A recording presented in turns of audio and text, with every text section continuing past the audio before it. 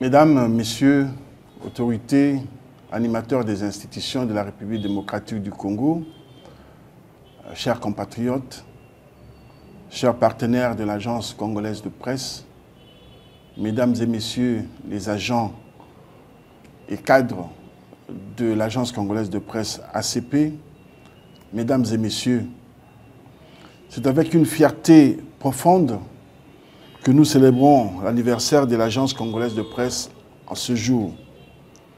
Cette date du 12 août 2025 n'est pas seulement celle de la fondation de notre établissement, elle est aussi et surtout le symbole d'un engagement continu envers la vérité, l'information fiable, objective et plurielle au service du peuple congolais. Winston Churchill disait autrefois, je cite, « Un peuple qui oublie son passé se condamne à le revivre ». Fin de citation. C'est pourquoi je veux en ce jour mémorable que nous regardions ensemble le chemin parcouru, d'où venons-nous et où sommes-nous. L'ACP a vu le jour le 12 août 1960, soit 43 jours après la proclamation de l'indépendance de la République démocratique du Congo, sur décision du Premier ministre Patrice Emery Lumumba, reprenant les activités de l'agence presse belge Belga. Son origine est donc directement liée à l'accession de la République démocratique du Congo à l'indépendance le 30 juin 1960. Initialement, l'ACP a été établie comme un établissement public à caractère technique, administratif et commercial, doté de la personnalité juridique en 1967 par l'ordonnance du président Mobutu, numéro 67-83 du 3 février 1967.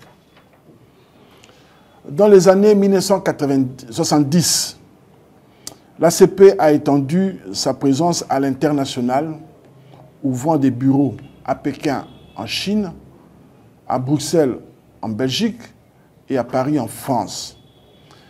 À cette époque, l'ACP figurait parmi les grandes agences africaines, troisième après la MAP, Maghreb Arab Press du Maroc, et la MENA d'Égypte. Après cette période glorieuse, l'ACP a traversé des périodes difficiles, caractérisées par la limitation technique, la concurrence accrue, les bouleversements politiques et la révolution numérique. Mais en dépit de toutes ces turbulences et à chaque étape, l'ACP a résisté grâce à l'engagement de ses dirigeants et de son personnel, sans oublier le professionnalisme de tout le monde. Albert Camus ne rappelait-il pas « La vraie générosité envers l'avenir consiste à tout donner au présent ». C'est cet esprit qui a permis de maintenir debout cet établissement, d'évoluer et de le moderniser. Aujourd'hui, la mission qui est la nôtre est claire. Faire de l'ACP une agence de presse moderne, dynamique et influente, capable de rivaliser avec d'autres agences de presse internationales. Pour cela, nous avons engagé des réformes, notamment dans la modernisation de nos infrastructures techniques en vue de la mise en service imminente d'un premier fil d'actualité en langue française. La formation continue de nos équipes, l'ouverture sur l'Afrique et le monde à travers de nouveaux partenariats, notamment avec la MAP, Algérie Presse Service, Xinhua chinois, IRNA de l'Iran et autres. Les déploiements en province à travers l'ouverture progressive de nouveaux bureaux provinciaux issus du découpage territorial intervenu en RDC qui est passé de 11 à 26 provinces. Déjà, 3 nouvelles provinces ont été officiellement créées par décision, dont 2 ont été effectivement installées. Celui de Tshikapa au Kasaï et à Isiro, chef-lieu de la province du Haut-Touélé. Le bureau de Kolwezi au Lualaba pourra être installé dans les prochains jours si les conditions le permettent et surtout si le gouvernement provincial et les notables locaux s'investissent pour cette opération. L'objectif poursuivi dans cette démarche d'ouvrir des bureaux dans les provinces est de donner la voix aux réalités du Congo profond et combattre la désinformation. L'ouverture d'un bureau à Rome, en Italie, qui fonctionne avec un personnel affecté par la direction générale, l'existence d'un bureau de liaison à Bruxelles, en Belgique, et très bientôt un bureau de représentation en Europe, caractérise l'ACP de l'ère de la Renaissance. Mesdames et messieurs, je tiens à l'occasion de cet anniversaire à saluer toutes celles et tous ceux qui, depuis 1960 à ce jour, se sont investis pour la survie de cet établissement, parfois dans l'ombre, mais toujours avec passion.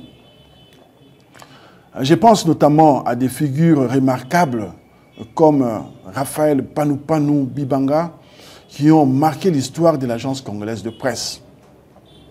L'ACP est avant tout une aventure humaine.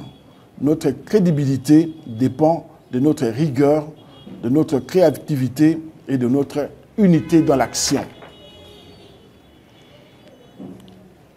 Je vous invite donc à garder à l'occasion de cet anniversaire l'esprit de cette pensée de Kofi Annan, ancien secrétaire général des Nations Unies. J'ouvre les guillemets. L'information est le carburant de la démocratie. Nous sommes les garants de ce carburant, à nous de le délivrer pur, clair et utile. Pour cette raison, je lance un message particulier au ministre du Budget, Adolphe Muzito, au ministre des Finances, Doudou Fouamba. Le soutien de l'État à l'ACP est un investissement dans la souveraineté, dans la diplomatie et enfin dans la mobilisation de l'opinion publique locale et internationale. Ce n'est pas un vain investissement. Il ne sert donc à rien de bloquer les lignes budgétaires accordées à l'ACP comme cela se fait depuis plusieurs années. Ainsi, il appartient à chacun de faire sa partition pour que l'Agence congolaise de presse demeure debout et utile pour la nation congolaise.